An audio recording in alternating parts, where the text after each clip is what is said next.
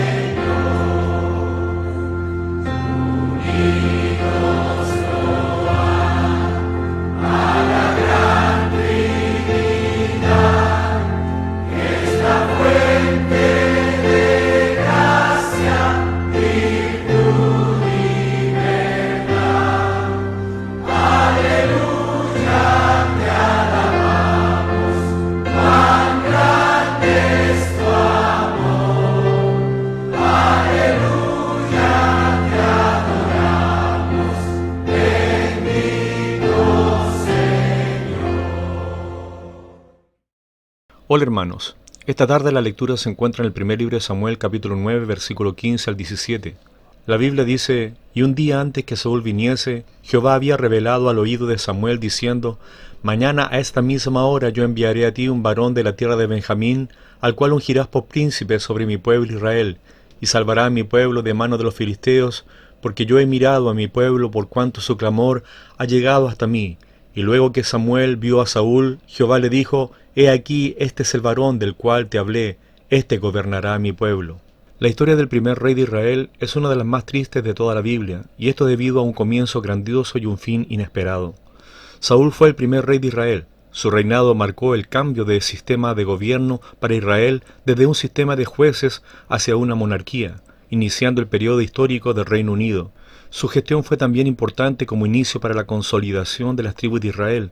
Hermanos, quisiera esta tarde hablar del levantamiento y caída del rey Saúl. Número 1. Honra para los humildes. El nombre Saúl significa pedido a Dios. Israel pidió un rey y Saúl ciertamente fue la contestación de Dios. Hijo de un hombre valeroso, Cis, un hombre al parecer rico y con influencia en Israel. Saúl venía de una importante familia y había nacido con riqueza e influencia. Era además de hermosa apariencia. De hecho, no había otro más hermoso que él. Era muy alto, de hombro arriba sobrepasaba a cualquiera del pueblo. Saúl tenía la apariencia de un gran rey. Si ser rey de Israel se trataba solamente de imagen y apariencia, Saúl sería el hombre. La Biblia dice que se había perdido las asnas de Cis, padre de Saúl, por lo que dijo Cis a Saúl su hijo: «Toma ahora contigo alguno de los criados y levántate y ve a buscar las asnas». Fueron en busca de ellas y no las encontraron. Cuando vinieron a la tierra de Suf, Saúl dijo a su criado que tenía consigo: «Ven, volvámonos, porque quizá mi padre, abandonada la preocupación por las asnas, estará acongojado por nosotros. Sin embargo, Dios llevó a cabo su plan a través de las asnas extraviadas de una manera que Saúl ni siquiera podía imaginar. Sucedió que Saúl y su criado fueron a buscar las asnas en el mismo día en que Samuel estaba en el pueblo. Dios estaba guiando todas estas circunstancias. El siervo le respondió: He aquí, ahora hay en esta ciudad un varón de Dios que es hombre insigne. Todo lo que él dice acontece sin falta. Vamos pues allá, quizás nos dará algún indicio acerca del objeto por el cual emprendimos nuestro camino. Respondió Saúl a su criado: Vamos ahora, pero no tenemos que ofrecerle al varón de Dios. Por respeto a Samuel, Saúl no quería acercarse a él con las manos vacías. Ellos entonces subieron a la ciudad, y cuando estuvieron en medio de ella, he aquí Samuel venía hacia ellos para subir al lugar alto. Un día antes que Saúl viniese, Jehová había revelado al oído de Samuel, diciendo: Mañana a esta misma hora yo enviaré a ti un varón de la tierra de Benjamín, al cual ungirás por príncipe sobre mi pueblo Israel, y salvará a mi pueblo de mano de los filisteos, porque yo he mirado a mi pueblo, por cuanto su clamor ha llegado hasta mí. Y luego que Samuel vio a Saúl, Jehová le dijo: He aquí, este es el varón del cual te hablé, este gobernará a mi pueblo. Acercándose pues Saúl a Samuel, le dijo: Te ruego que me enseñes dónde está la casa del vidente. Y Samuel respondió a Saúl diciendo: Yo soy el vidente. Sube delante de mí al lugar alto y come hoy conmigo, y por la mañana te despacharé y te descubriré todo lo que está en tu corazón. Y de las asnas que se te perdieron hace ya 3 días, pierde cuidado de ellas, porque se han hallado. Mas, ¿para quién es todo lo que hay de codiciable en Israel, sino para ti y para toda la casa de tu padre? Saúl respondió y dijo: ¿No soy yo hijo de Benjamín, de la más pequeña de las tribus de Israel? ¿Y mi familia no es la más pequeña de toda la familia de la tribu de Benjamín? ¿Por qué pues me has dicho cosa semejante? La humildad de Saúl destacaba por sobre los demás atributos que él tenía. Esta era una respuesta genuinamente humilde de parte de Saúl. Incluso si no era completamente honesta, Saúl no podía entender por qué el profeta había dicho que Dios lo quería a él como rey. Hermanos, podríamos esta tarde definir la humildad como tomar el último asiento, no tener un concepto de sí más alto que el que debemos tener además a los demás por superiores, despojarnos como lo hizo Jesús, quien se despojó de toda su gloria cuando vino para salvar nuestras almas. Pero nos enfocaremos al servicio. El libro de los Hechos capítulo 20, versículo 19 dice: sirviendo al Señor con toda humildad. El pasaje dice que no se trata simplemente de servir al Señor con humildad, sino que servir con toda humildad. Debemos proponernos ser humildes antes de comenzar el servicio a Dios. Cuando un hombre carece de ella, se propone su propia honra y su propia estima al servir a Dios. Es necesario que nos inclinemos a un nivel muy bajo antes de que entremos a la obra, pues si no es así, la autocomplacencia y la autoalabanza tomarán el control de todo, y Dios no podría ni querría aceptarnos.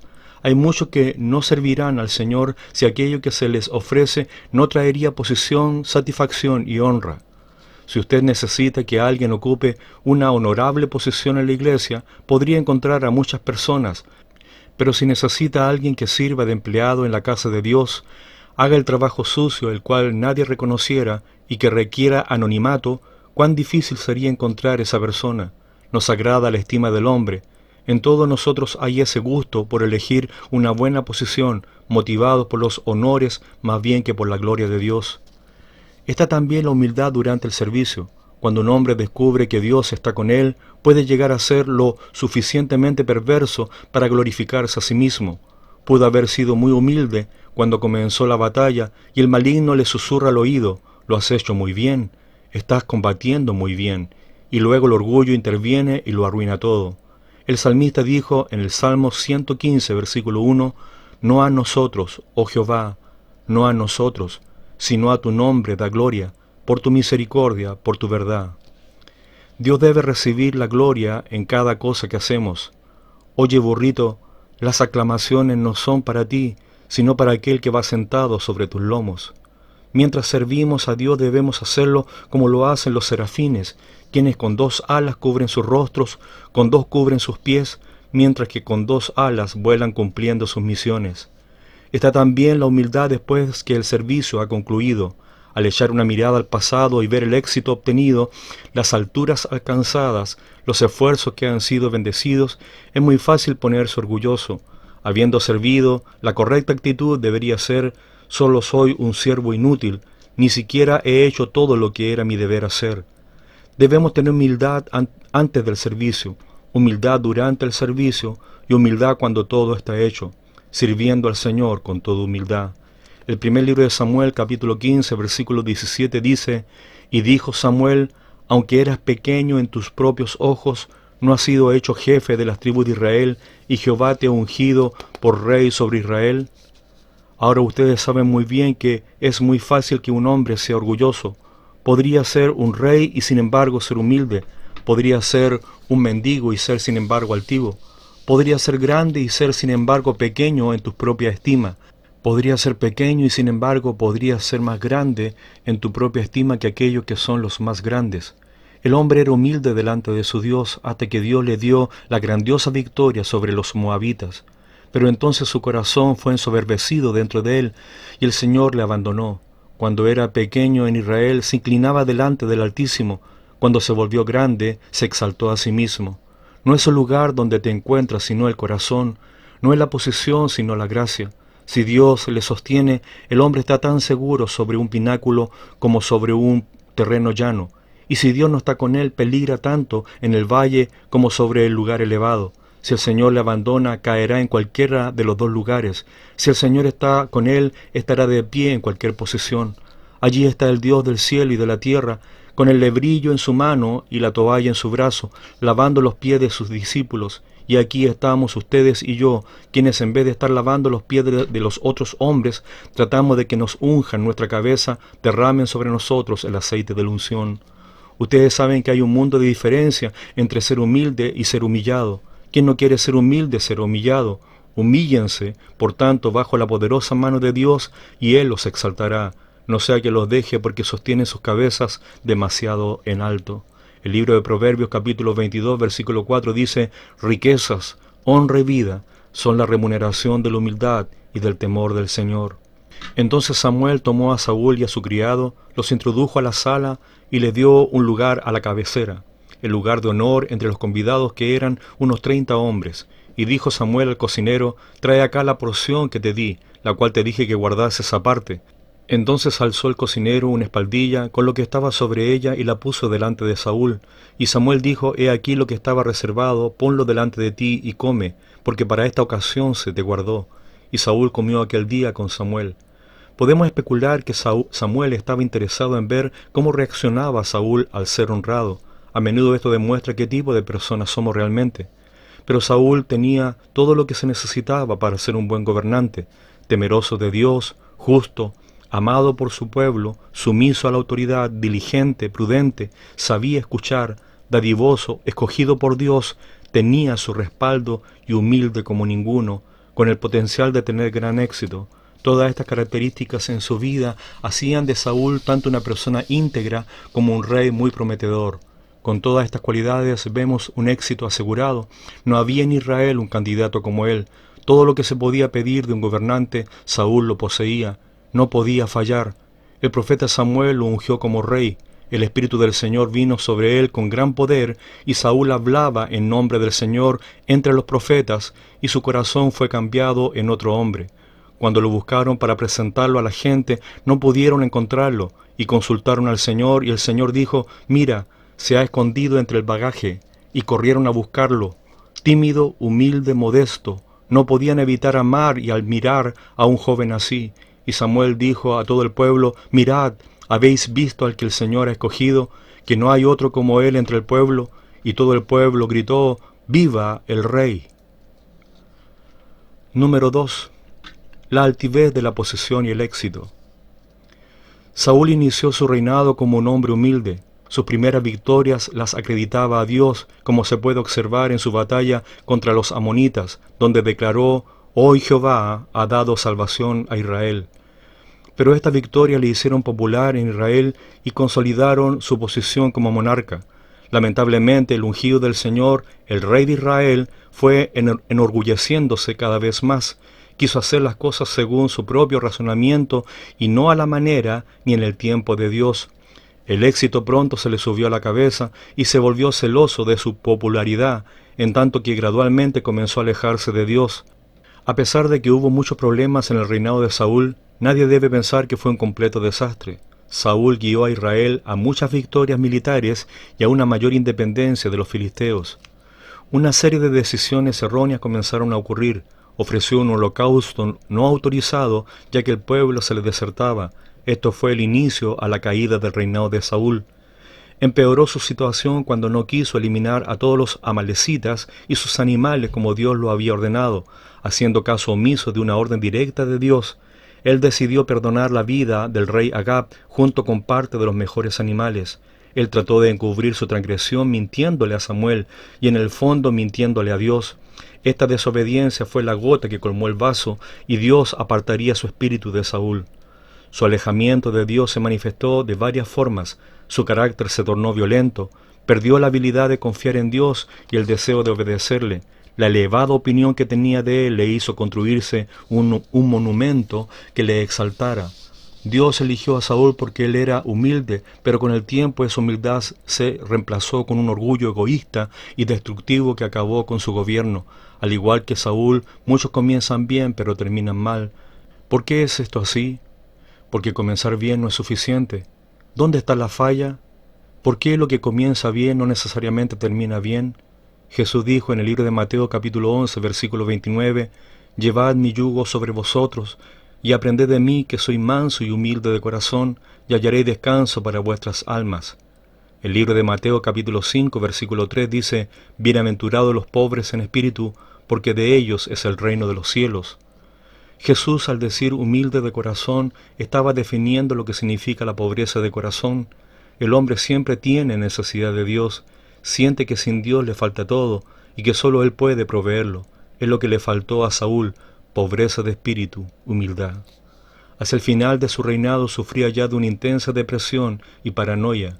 Mandó matar a los sacerdotes y pasó sus días tratando de eliminar a David. Ya alejado su corazón de Dios, Saúl consultó a una divina para ser guiado a una nueva guerra contra los filisteos, en una violación directa a la ley de Moisés, lo que le llevó a la muerte a él y a sus hijos. Cuando vemos el desarrollo de la vida de Saúl, confirmamos que todo aquello que le fue puesto en sus manos no lo supo retener y terminó su gestión de una manera muy diferente a como comenzó. Aquel dotado de todo lo que se necesitaba para tener una gran gestión como rey de Israel y siervo del Altísimo, ahora muere junto con sus hijos y rodeado de los mismos temores que le acompañaron siempre, por confiar en él en vez del Señor que lo llamó. La historia de Saúl podría haber sido la historia de una de las personas más grandes, más nobles, mejores, más capaces y devotas de Dios. Pudo haber orado como Samuel, pudo haber servido a Dios como David, podría haber amado con la amplitud de corazón como Jonatán. No hay nada que Saúl no pudiera haber hecho con el poder y la fuerza del Señor, pero se ensoberbeció.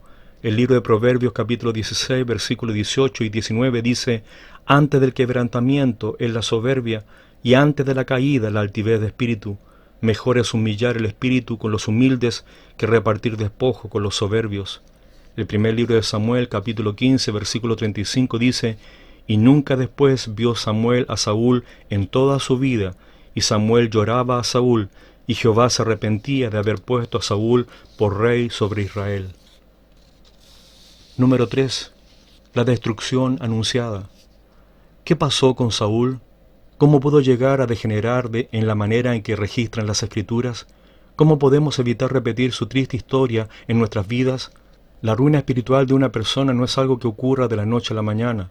No es algo que se da de forma repentina, sino más bien es un proceso. La vida de Saúl así lo indica. Comenzó a gobernar a los 30 años y ya establecido como rey, Saúl comienza a dar evidencia de ser una persona distinta a la que había sido ungida. Comenzó a confiar en sus propias capacidades más que en Dios que se les había dado. Sin duda Samuel le habló a Saúl sobre el deseo de Israel por un rey y cómo él debía ser un buen rey para Israel.